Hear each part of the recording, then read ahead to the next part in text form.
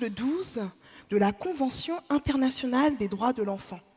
Les États parties garantissent à l'enfant qui est capable de discernement le droit d'exprimer librement son opinion sur toute question l'intéressant, les opinions de l'enfant étant dûment prises en considération eu égard à son âge et à son degré de maturité. Bon.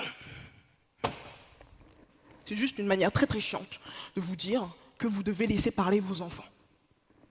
Et, en parlant de laisser parler les enfants, à 17 ans, j'ai eu la chance de pouvoir parler face à 3000 personnes dans le cadre du concours de plaidoirie des lycéens organisé par le Mémorial de Caen.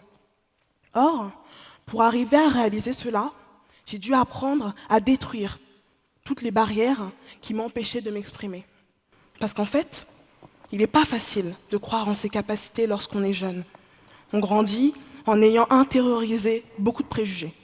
On entend souvent des phrases comme « Ah, les jeunes sont fainéants, passifs, toujours dans l'opposition, naïfs, insolents. Ils parlent mal, ils parlent trop, ils parlent pas assez. Ils sont irresponsables, ne respectent rien. Bref, les jeunes sont toujours trop jeunes. »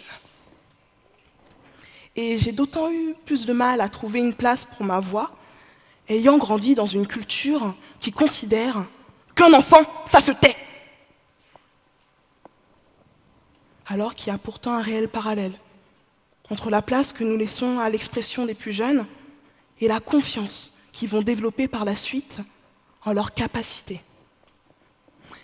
Histoire d'illustrer un peu plus mon propos, qui dans la salle a déjà entendu ou prononcé une phrase comme « Tais-toi, laisse parler les plus grands ».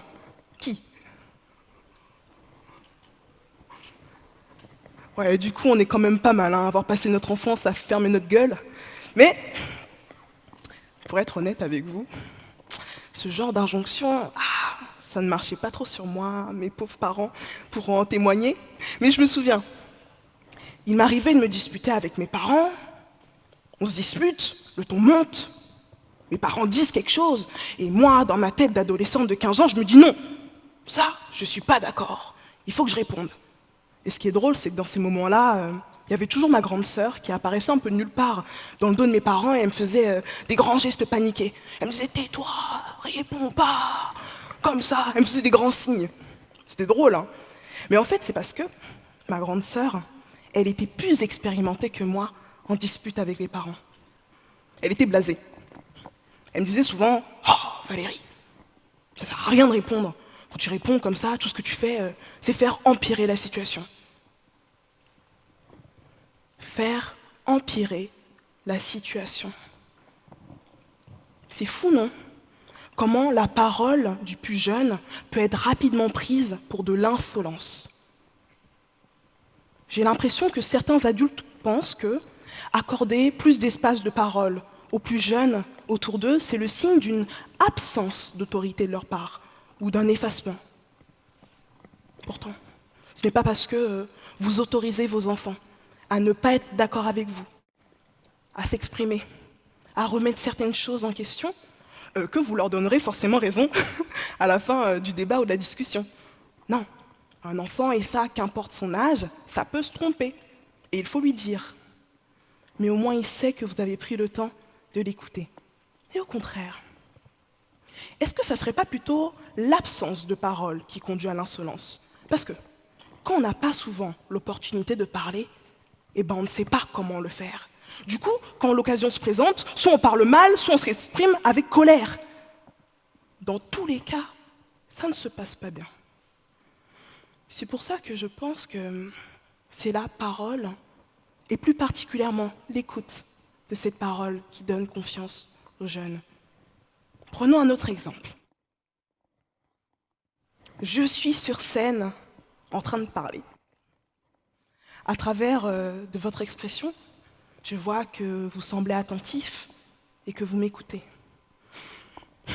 De mon côté, je me sens plus rassurée. Et du coup, je continue à parler. Vous voyez, c'est un cercle vertueux. Plus l'on prête l'oreille aux mots des plus jeunes, plus on leur fait comprendre que ce qu'ils pensent, ça a de l'importance. Et en plus, Si même le législateur en est venu en 89 à consacrer ce droit à la parole de l'enfant, c'est bien qu'il a dû réaliser que ce droit pouvait les aider à accomplir des choses incroyables, car aussi paradoxales que ça peut sembler. Pour certaines causes, la lutte contre le racisme, l'égalité femmes-hommes, la crise écologique, la jeunesse est clairement beaucoup plus réactive. Et en plus, quand on nous laisse un espace de parole, on s'exprime, on a plein de trucs à raconter. Mais généralement, le problème réside dans comment certains adultes accueillent notre parole. Car malheureusement, j'ai toujours cette impression que quand la jeunesse s'exprime, on va tenter de décrédibiliser ses idées. Par exemple, une bonne partie des reproches portés envers Greta Thunberg reposent sur son âge. Mais si sur un problème aussi grave que la crise écologique, on ne laisse pas la parole aux enfants qui sont l'avenir, comment est-ce qu'ils vont faire pour se sentir capables de faire face à une menace qui les concerne directement? Comment est-ce que tu peux imaginer un jour faire partie de la solution si on ne t'a jamais laissé l'opportunité pour que tu t'exprimes sur le problème? C'est pour ça, quand vous laissez un espace de parole aux plus jeunes autour de vous, oui, vous les aidez à prendre confiance en leurs idées, mais vous leur faites aussi comprendre qu'ils ont les capacités pour changer ce monde. Vous savez, vous avez plein de mini-Greta autour de vous, mais vous vous en rendriez un peu plus compte si vous preniez juste un peu plus le temps de les écouter. Bon, maintenant que vous savez l'importance d'accorder un espace de parole aux plus jeunes autour de vous, vous pouvez le mettre en pratique dès maintenant.